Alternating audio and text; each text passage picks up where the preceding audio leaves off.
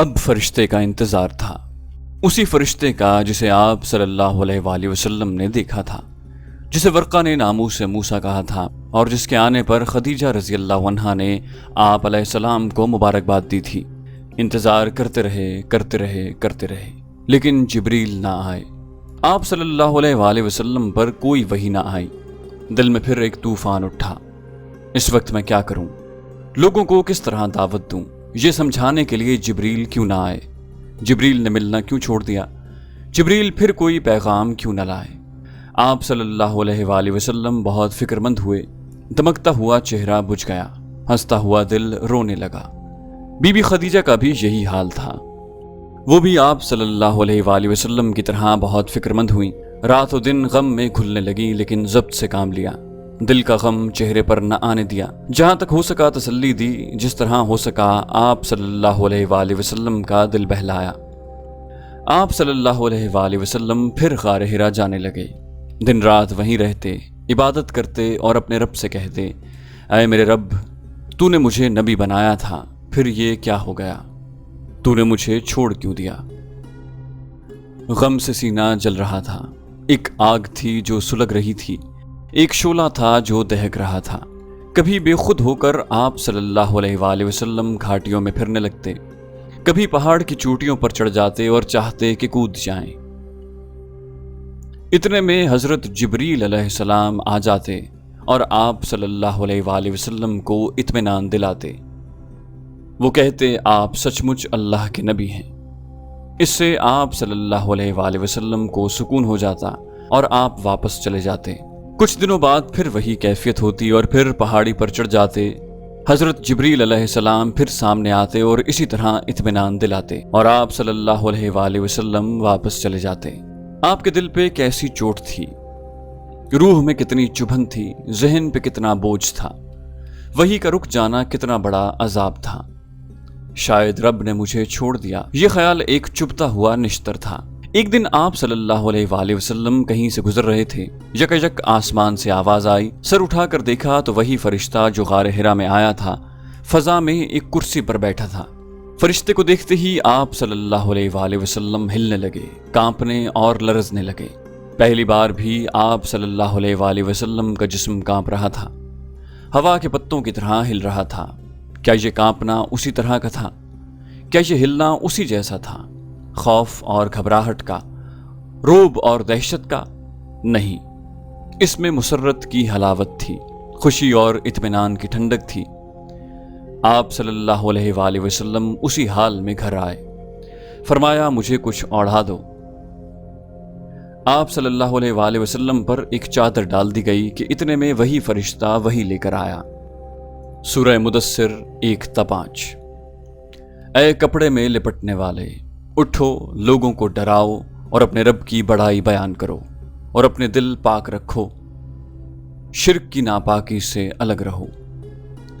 अब कलेजे को ठंडक नसीब हो गई, जहन को सुकून मिल गया, तबीयत को इत्मीनान हो गया, सब अंदेशे दूर हो गए, सारे खतरे जाते रहे।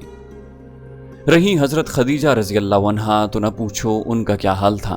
दिल गुलाब था और चेहरा दमकता हुआ शहाब, क्योंकि उनकी तमन्ना पूरी हो गई, उनकी आरजू बर आई। वही का इंतजार था और वही फिर आ गई। उसके बाद कई बार वही आई। हजरत जिब्रील अलैहिस्सलाम आते रहे, रब का पैगाम सुनाते रहे, लेकिन खुदा का करना कुछ दिनों बाद वही फिर रुक गई। दावत का सिलसिला शुरू हो चुका था। काफिरों की तरफ से मुखालिफत भी हो रही थी। मुखालिफत के लिए तिनके का सहारा काफी था। वही का रुक जाना तो खैर बहुत बड़ी बात थी। उन्होंने इस मौके से फायदा उठाया, बोले, ये तो खूब नबी हैं। 2-4 दिन आसमान से बातचीत रही, जिब्रील का आना जाना रहा और फिर गायब। कलाम पयाम सब बंद। तो भाई मोहम्मद सल्लल्लाहु अलैहि वसल्लम, मालूम होता है तुम्हारा रब तुमसे रूठ गया है, इसीलिए तो इतने दिनों से याद नहीं किया। वही का रुक जाना तो आप सल्लल्लाहु अलैहि वसल्लम पर यूं ही बार होता और फिर काफिरों का ताना तबे नाजुक पर तीर का काम करता। आप सख्त बेचैन हुए, लेकिन ज्यादा दिन न हुए कि हजरत जिब्रील फिर वही लेकर आ गए।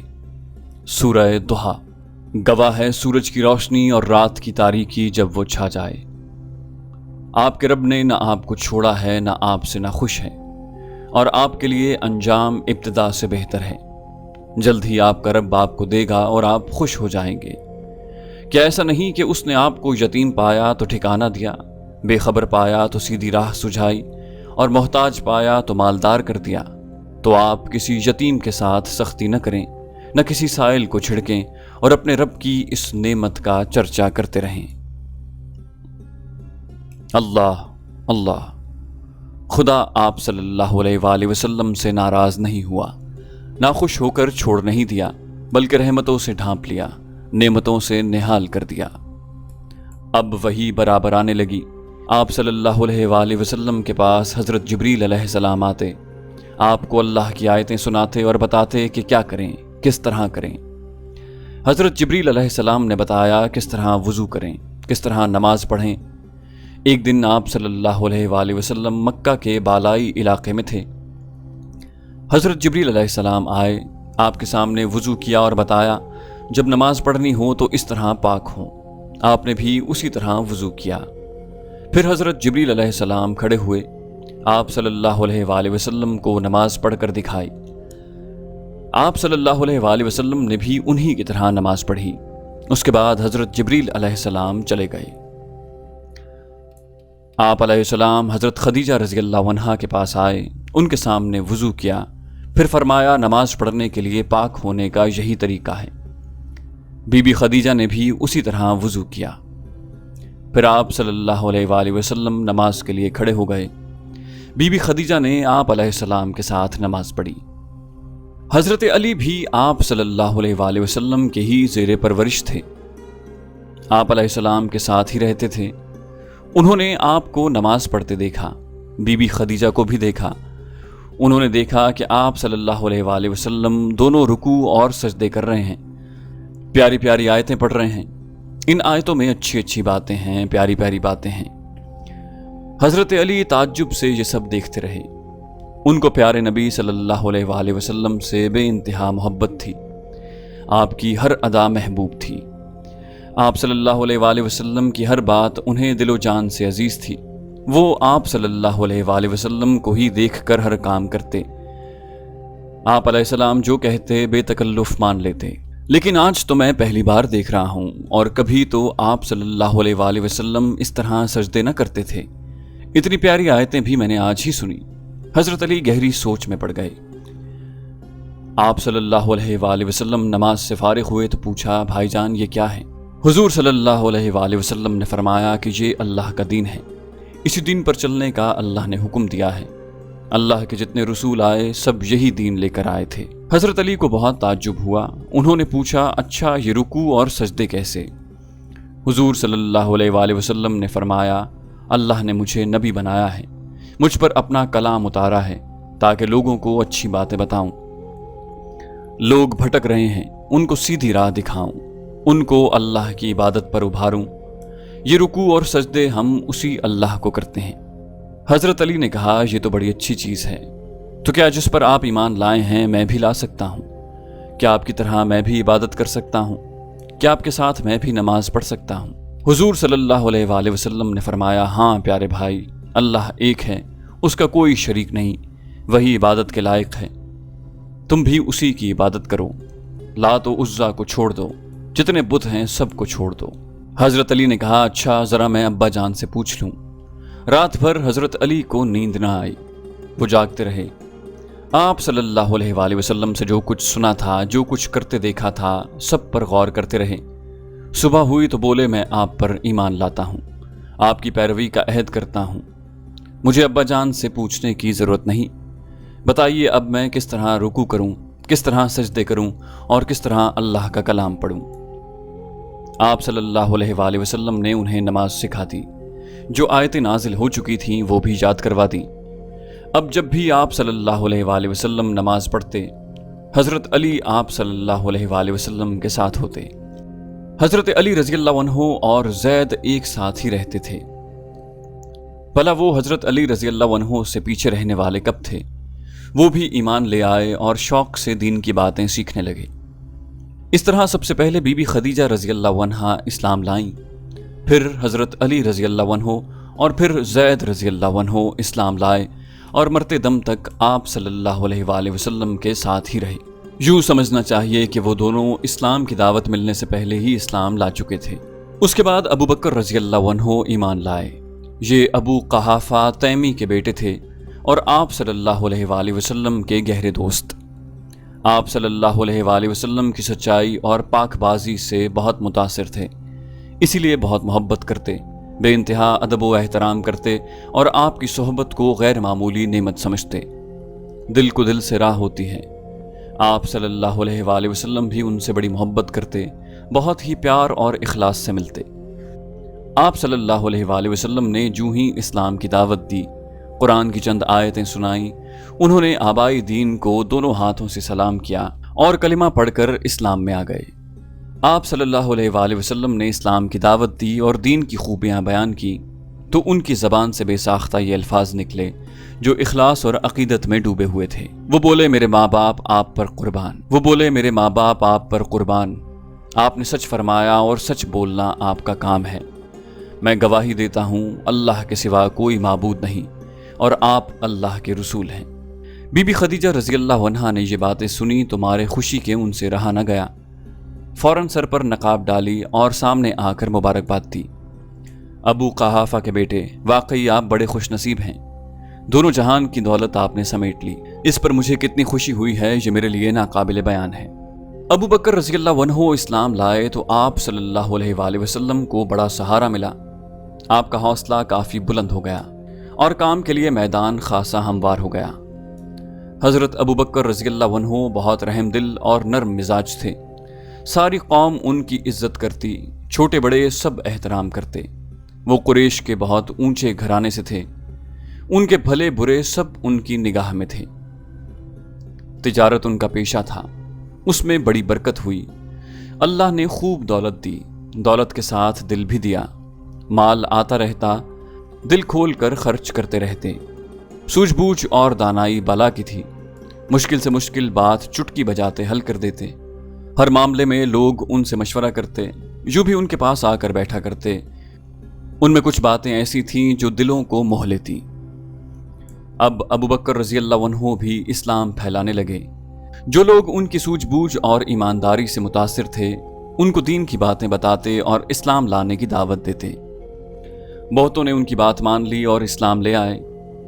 جو لوگ پہلے اسلام لائے وہ یہ ہیں: عثمان بن عفان رضی اللہ عنہ، زبیر بن عوام رضی اللہ عنہ، عبد الرحمن بن عوف رضی اللہ عنہ، سعد بن ابی وقاص رضی اللہ عنہ اور طلحہ بن عبید اللہ رضی اللہ عنہ۔ یہ سارے لوگ حضرت ابو بکر رضی اللہ عنہ سے متاثر ہو کر اسلام لائے۔ پھر جراح کے بیٹے ابو عبیدہ رضی اللہ عنہ اور ابو ارقم رضی اللہ عنہ کے بیٹے ارقم اسلام لائے۔ پھر بہت سے لوگ اسلام لائے، مرد بھی عورتیں بھی۔ جو عورتیں اسلام لائیں ان میں پیارے نبی صلی اللہ علیہ وآلہ وسلم اور حضرت ابو بکر رضی اللہ عنہ کی بیٹیاں بھی شامل تھیں۔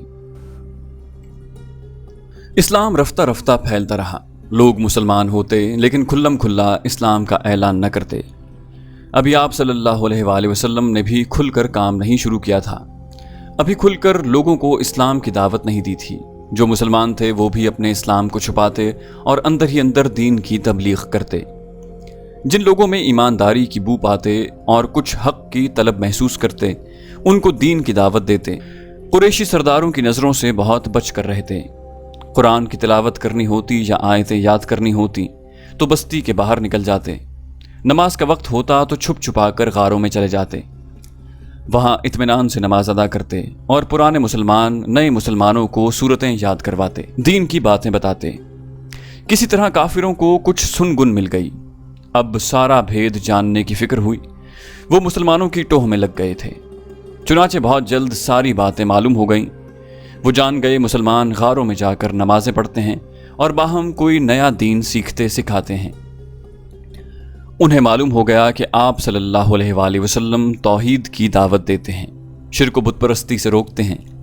بتوں کی دنیا میں توحید کی آواز کتنی عجیب آواز تھی۔ کیا محمد صلی اللہ علیہ وآلہ وسلم ابو طالب کا یتیم نبی ہونے کا دعویٰ کرتا ہے؟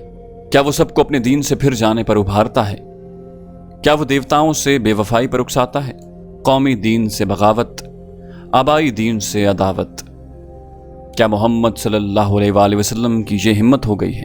ہر سو ایک ہلچل مچ گئی، ہر طرف ایک ہنگامہ بپا ہو گیا، جسے دیکھیے غصے سے بےتاب تھا۔ کسی نے تو کہا کہ آپ صلی اللہ علیہ وآلہ وسلم پر جن کا اثر ہے اور کوئی بات نہیں۔ کسی نے کہا اس کو نام و نمود کی ہوس ہے، ایک نشہ ہے جس کو زمانہ خود ہی اتار دے گا، ہمیں کچھ کرنے کی ضرورت نہیں۔ یہ سوچ کر آپ صلی اللہ علیہ وآلہ وسلم کو لائق التفات ہی نہ سمجھا۔ کچھ ایسے بھی تھے جو اس نئے دین کی طرف متوجہ ہوئے، ان کو خیال ہوا چلیں اس دین کو بھی جانچیں، پرکھیں، دیکھیں اس میں کیا ہے، ہو سکتا ہے کوئی کام کی چیز مل جائے، نقصان تو ہوگا نہیں، ہوگا تو فائدہ ہی ہوگا۔ یہ سوچ کر وہ جائزہ لیتے، اس میں ان کو اچھائیاں ہی اچھائیاں نظر آتی اور بالآخر وہ اسلام لے آتے۔ ابو طالب کے بھی دل میں آیا چلیں بھتیجے سے ملیں، دیکھیں اس نے کیسا دین نکالا ہے۔